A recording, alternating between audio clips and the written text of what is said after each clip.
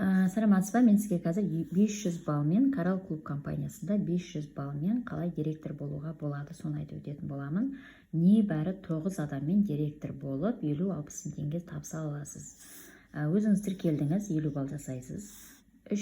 Тікелей 3 адам тіркейсіз, әрқайсысы 50 балдан жасайды. Ол адамдарға да көмектесесіз. Bir адам тіркейді ол адамда бір адам тіркейді, ол адамда бір адам тіркейді.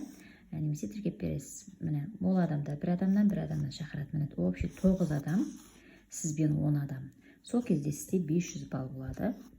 Директорсыз уже 50-60 мың теңге табыс аласыз. Міне, осылай жасауға болады. Немесе сіз мысалы мынаны бірінші аптада 3 адам тіркеңіз, екінші аптада 3 адам тіркеңіз, үшінші аптада тағы 3 адам тіркеңіз.